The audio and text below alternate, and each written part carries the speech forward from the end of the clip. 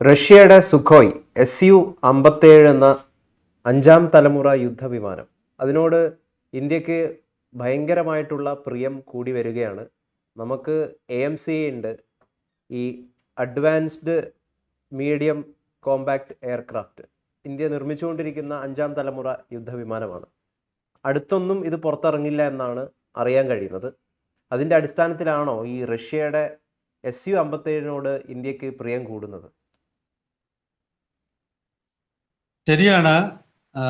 Rafale 114 Rafale വിമാനങ്ങൾ, Rafale F4 അതതിൻ്റെ പുതിയ ബ്ലോക്ക് നമ്മൾ വാങ്ങിക്കാനുള്ള കരാർ ഒപ്പിട്ടതിന് ശേഷം വീണ്ടും യുദ്ധവിമാനങ്ങൾ വാങ്ങിക്കാനുള്ള തീരുമാനത്തിലേക്കാണ് ഇന്ത്യ പോകുന്നതെന്നാണ് വാർത്തകൾ സൂചിപ്പിക്കുന്നത്. പക്ഷേ ഇത് ഇന്ത്യയിൽ നിർമ്മിക്കാനുള്ള ഒരു പദ്ധതിയൊന്നുമില്ല. ഈ പൂർണ്ണ രീതിയിൽ നിർമ്മിച്ച ആയുധങ്ങളും ഘടിപ്പിച്ച റഷ്യയുടെ Su-57ൻ്റെ പുതിയ വെർഷനാണ് നമ്മൾ ഇപ്പോൾ വാങ്ങിക്കാൻ ഉദ്ദേശിക്കുന്നത്. Su-57 ഇതുവരെ നമ്മൾ കണ്ട വിമാനമല്ല. Su-57 MIE, അത് സാധാരണഗതിയിൽ പറയപ്പെടുന്നത് Su-57M വിമാനങ്ങളെന്നാണ്. ഈ വിമാനം വാങ്ങാനാണ് ഇന്ത്യ ലക്ഷ്യമിടുന്നത്. അത് എന്തിനാണെന്ന് ഒരു സംശയമുണ്ടാവാം. കാരണം മാത്രവുമല്ല, ഇപ്പോൾ തേജസ് വിമാനങ്ങളുടെ നിർമ്മാണം പുരോഗമിക്കുന്നു. തേജസ് 1A, തേജസ് 2 അത് കഴിഞ്ഞാൽ പുറത്തിറങ്ങാൻ പോവുകയാണ്. ഇന്ത്യ സ്വന്തമായിട്ട് നിർമ്മിക്കുന്ന AMCA, അഡ്വാൻസ്ഡ് മീഡിയം കോമ്പാറ്റ് എയർക്രാഫ്റ്റിൻ്റെ നിർമ്മാണം, അത് പ്രോട്ടോടൈപ്പ് 2027-28 അത് പുറത്തിറങ്ങും. ഈ ഒരു സാഹചര്യത്തിൽ എന്തിനാണ് ഈ Su-57 വാങ്ങിക്കുന്നതെന്നൊരു ചോദ്യമുണ്ട്. ആ ചോദ്യം ചോദിക്കുന്നവരോട് നമുക്ക് പറയാനുള്ളത്, യഥാർത്ഥത്തിൽ ഇന്ത്യക്ക് ആവശ്യമുള്ളത്ര യുദ്ധവിമാനങ്ങൾ ഇല്ല. വലിയ രീതിയിൽ ഇന്ത്യയുടെ യുദ്ധവിമാനങ്ങളുടെ എണ്ണത്തിൽ കുറവുണ്ട്. നമുക്ക് 42 തൊട്ട് 45 സ്ക്വാഡ്രൺ വരെ വിമാനങ്ങളാണ് ഇന്ത്യക്ക് ആവശ്യമുള്ളത്. ഒരു സ്ക്വാഡ്രൺ എന്ന് പറയുന്നത് 17 വിമാനങ്ങളാണ്. പക്ഷേ നമ്മുടെ കൈവശം ഇപ്പോൾ 28-29 സ്ക്വാഡ്രനുകളേ ഉള്ളൂ. അതായത് ഏറ്റവും കുറഞ്ഞത് ഒരു 13 സ്ക്വാഡ്രൻ്റെ കുറവുണ്ട്. 13 സ്ക്വാഡ്രൻ എന്ന് പറഞ്ഞാൽ 13 × 17 എത്ര ആവും? നല്ലൊരു സംഖ്യയാണ്. ഏതാണ്ട് 10-200 അടുപ്പിച്ച് വിമാനങ്ങളുടെ കുറവ് നമുക്കുണ്ട്. അപ്പം ഈ കുറവ് പരിഹരിക്കാൻ വേണ്ടിയുള്ള ശ്രമത്തിൻ്റെ ഭാഗമായിട്ടാണ് നമ്മൾ ഈ 2 വിമാനങ്ങളും വാങ്ങുന്നത്. റഫാലിൻ്റെ ഉപയോഗവും Su-57ൻ്റെ ഉപയോഗവും രണ്ടാണ്. എന്നാൽ പിന്നെ Su-57 അങ്ങ് വാങ്ങിച്ചാൽ പോരായിരുന്നു എന്നൊരു ചോദ്യമുണ്ട്.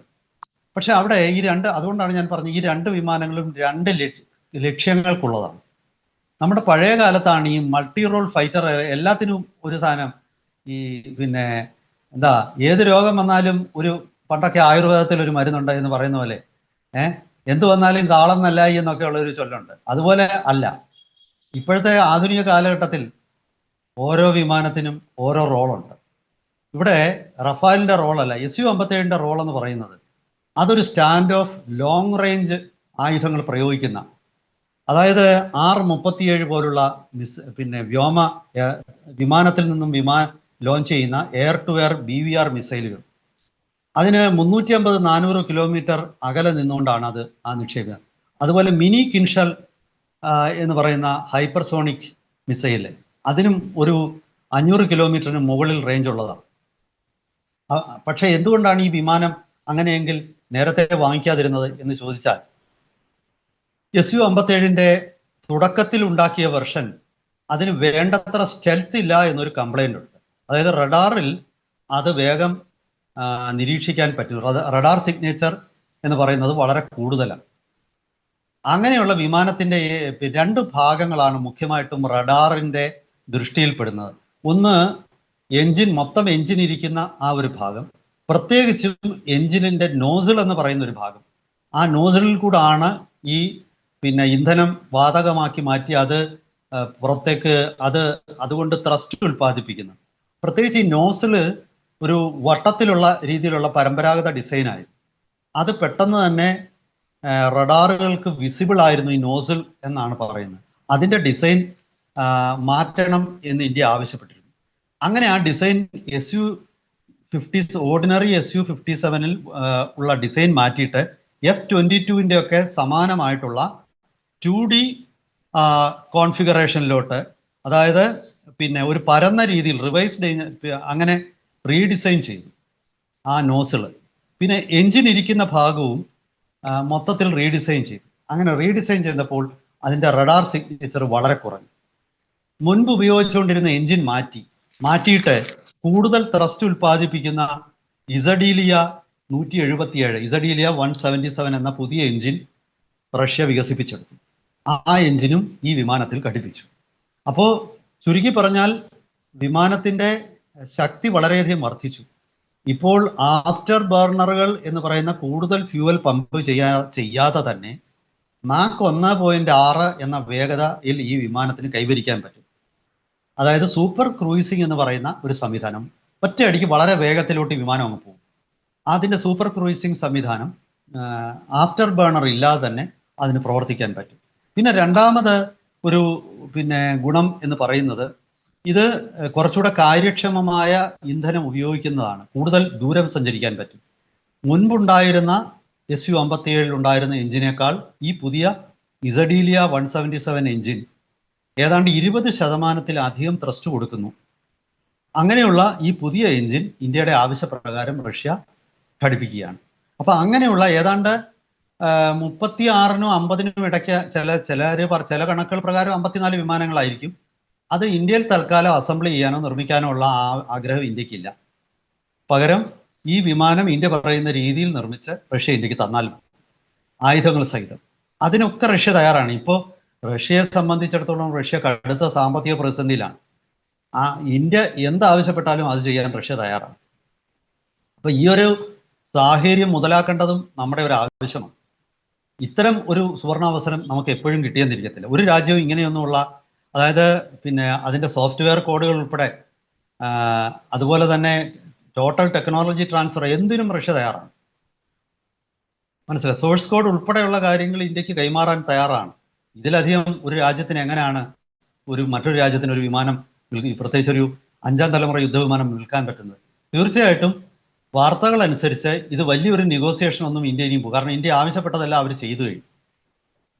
അപ്പോൾ അതുപോലെ ഇനി ഞാൻ പറയാൻ ഉദ്ദേശിക്കുന്ന ഇലക്ട്രോണിക് വാർഫെയറിൻ്റെ കാര്യത്തിലാണെങ്കിലും ഒരുപാട് മാറ്റങ്ങൾ വരുത്തിയിട്ടുണ്ട്. പുതിയ ഒരു സൊഫിസ്റ്റിക്കേറ്റഡ് ഹെൽമെറ്റ് മൗണ്ടഡ് ഡിസ്പ്ലേ ഉണ്ടായിട്ടുണ്ട്. നമ്മളിപ്പം ഒരു ഹെൽമെറ്റിൻ്റെ മുന്നിൽ ഇപ്പം സാധാരണ ബൈക്കിൽ ഓടിക്കുമ്പോഴും അതിൻ്റെ മുന്നിൽ ഒരു ഗ്ലാസ് ഉണ്ടാകുമല്ലോ, അതിന് വൈസർ എന്നാണ് പറയുന്നത്. ഈ ഹെൽമെറ്റിന് ഇരുമ്പ് ചട്ടക്കൂടിനോട് ഘടിപ്പിച്ചിരിക്കുന്ന ഒരു ഗ്ലാസ് ഉണ്ടല്ലോ മുന്നിൽ, ആ ഗ്ലാസ് ഒരു സ്ക്രീൻ പോലാണ്. അതാണ് ഈ ഹെൽമെറ്റ് മൗണ്ടഡ് ഡിസ്പ്ലേ. ആ സ്ക്രീനിൽ വിമാനത്തിൻ്റെ 360 ഡിഗ്രി പൈലറ്റിന് കാണാം. അതായത് പഴയ കാലത്തൊക്കെ പൈലറ്റിന് മുന്നോട്ട് മാത്രമേ കാണാൻ പറ്റൂ. ഇതല്ല, വിമാനത്തിൻ്റെ ഏത് ഭാഗവും പൈലറ്റിന് ഈ മുന്നിൽ കാണുന്ന സ്ക്രീൻ, ഹെൽമെറ്റിൻ്റെ മുന്നിലുള്ള ആ വൈസറിലൂടെ അതൊരു സ്ക്രീനായിട്ട് പ്രവർത്തിച്ച് അതിലൂടെ നമുക്ക് കാണാം. അങ്ങനെ പൈലറ്റിന് വലിയ സിറ്റുവേഷണൽ അവയർനെസ് ഉണ്ട്. ഈ ഹെൽമെറ്റ് മൗണ്ടഡ് ഡിസ്പ്ലേ Su-57 മാത്രമല്ല, നമ്മുടെ ഇപ്പോൾ ഇറങ്ങാൻ പോകുന്ന തേജസിനും ഈ ഹെൽമെറ്റ് മൗണ്ടഡ് ഡിസ്പ്ലേ ഉണ്ട്. അതൊരു, ഞാൻ പറഞ്ഞ പക്ഷേ കുറച്ചുകൂടെ കാര്യക്ഷമമായ ഒരു ഹെൽമെറ്റ് മൗണ്ടഡ് ഡിസ്പ്ലേ ആണ് ഇവിടെയുള്ളത്. അതുപോലെ പുതിയ ഒരു NO-36 ബയൽക്ക എന്ന് പറയുന്ന റഡാർ. ഈ റഡാർ ഇലക്ട്രോണിക് കൗണ്ടർ മെഷേഴ്സ്, അതായത് ജാമിങ്ങോ സ്പൂഫിങ്ങോ എന്തെങ്കിലും തരത്തിലുള്ള ആക്രമണം വന്നാൽ അത് തടുക്കാനുള്ള ശേഷിയുള്ള പുതിയ ഇലക്ട്രോണിക് വാർഫെയർ സംവിധാനം. അതിൻ്റെ പുതിയ റഡാറിൻ്റെ പേരാണ് ഞാനിപ്പോൾ പറഞ്ഞത്. NO-36 ബയൽക്ക റഡാറുകൾ അതിൽ ഘടിപ്പിച്ചിട്ടുണ്ട്. അങ്ങനെ വലിയ സിറ്റുവേഷണൽ അവയർനെസ് പൈലറ്റിന് കൊടുക്കുന്ന കാര്യത്തിലും വളരെ മെച്ചമുണ്ട്. അതുപോലെ തന്നെ 2 തരത്തിലുള്ള സെൻസറുകൾ, L ബാൻഡും X ബാൻഡിലുമുള്ള സെൻസറുകൾ ഉണ്ട്. പരമ്പരാഗത രീതിയിലുള്ള X ബാൻഡ് റഡാറുകൾ അല്ലെങ്കിൽ സെൻസറുകളാണ് വിമാനത്തിൻ്റെ ഫയർ കൺട്രോൾ, അതായത് മിസൈല്, വിമാനത്തിൻ്റെ പീരങ്കി അതൊക്കെ പ്രവർത്തിപ്പിക്കുന്നത് ഈ X ബാൻഡിലുള്ള റഡാറാണ്. L ബാൻഡിലുള്ള റഡാറുകൾ വിമാനത്തിൻ്റെ ചിറകിലുമുണ്ട്.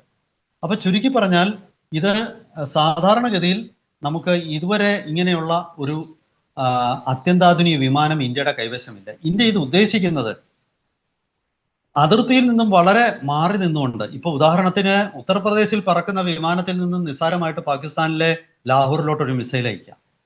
അതിർത്തി ക്രോസ് ചെയ്യേണ്ട കാര്യമില്ലെന്ന് മാത്രമല്ല, പാകിസ്ഥാനിൽ നിന്നും വളരെ ദൂരം സ്റ്റാൻഡ് ഓഫ് വെപ്പൺസ് പ്രയോഗിക്കാൻ, വളരെ ദീർഘദൂരം മിസൈലുകൾ ഇതിൽ നിന്നും പ്രയോഗിക്കാം.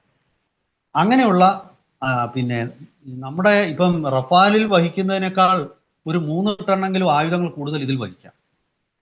ഇത് വലിയ വിമാനമാണ്. ആ വിമാനത്തിന് ആയുധം വഹിക്കാനുള്ള ശേഷി കൂടുതലാണ്. ട്വിൻ എഞ്ചിനാണ്, 2 എഞ്ചിനുകളുണ്ട്, 2 പൈലറ്റുമാർക്ക് ഇരിക്കാം. അങ്ങനെ എല്ലാ രീതിയിലും ഇത് ഒരു സ്റ്റാൻഡ് ഓഫ് വിമാനമാണ്. ദീർഘദൂര മിസൈലുകൾ പ്രയോഗിക്കാനാണ് ഇനി ഇന്ത്യ ചെയ്യാൻ പോകുന്നത്. യുദ്ധം തുടങ്ങിയാൽ ആദ്യം തന്നെ പാകിസ്ഥാന്റെ കമാൻഡ് ആൻഡ് കൺട്രോൾ സിസ്റ്റം മുഴുവൻ നമ്മൾ നശിപ്പിക്കും. പാകിസ്ഥാന്റെ എല്ലാ ആയുധ സംഭരണശാലകളും ആദ്യം തന്നെ നശിപ്പിക്കും. അതിനായിരിക്കും ഇത് ഉപയോഗിക്കുക. ആദ്യമായിട്ട് യുദ്ധം തുടങ്ങുന്ന ദിവസം രംഗത്തിറങ്ങാൻ പോകുന്ന SU-57 ആയിരിക്കും. അതിന്റെ പിറകെ ആയിരിക്കും റഫാൽ വരുന്നത്. എന്തായാലും ശരി, ഇത് ഇന്ത്യയുടെ വാർ ഡോക്ട്രിനിൽ വ്യത്യാസമാണ്. വരും ദിവസങ്ങളിൽ കൂടുതൽ അപ്ഡേറ്റ്സുമായിട്ട് നമുക്ക് പ്രേക്ഷകരെ സമീപിക്കാം. വലിയൊരു മാറ്റത്തിലേക്കായിരിക്കും ഇത്. ഈ സർക്കാരുകൾ നേരിട്ടുള്ള ഒരു കരാറിലേക്കാണ് ഒപ്പിടുന്നതുകൊണ്ട് ഇതിലധികം കാലതാമസമൊന്നും ഉണ്ടായില്ല. മറ്റ് ക്ലിയറൻസിൻ്റെ ഒന്നും ആവശ്യമില്ല. പെട്ടെന്ന് തന്നെ ഈ വിമാനങ്ങൾ ഇന്ത്യക്ക് നൽകാനുള്ള സന്നദ്ധതയും റഷ്യ പ്രകടിപ്പിച്ചിട്ടുണ്ട്. റഷ്യയെ സംബന്ധിച്ച് ഈ വിമാനം വേഗത്തിൽ വിട്ട് അവരെ സംബന്ധിച്ച് ഒരു വലിയ വരുമാനമാണ്. എന്തായാലും ഒരു 10 ബില്യൺ US$ അടുപ്പിച്ചിട്ടുള്ള ഒരു കരാറായിരിക്കും അത്. സ്വാഭാവികമായിട്ടും റഷ്യയെ സംബന്ധിച്ചിടത്തോളം അതൊരു വലിയ ആശ്വാസമായിരിക്കും അവർക്കിപ്പം ഇങ്ങനെ ഒരു ഡീല് നടത്തുക എന്നുള്ളത്. വരും ദിവസങ്ങളിൽ കൂടുതൽ അപ്ഡേറ്റ്സുമായിട്ട് നമുക്ക് പ്രേക്ഷകരെ സമീപിക്കാം.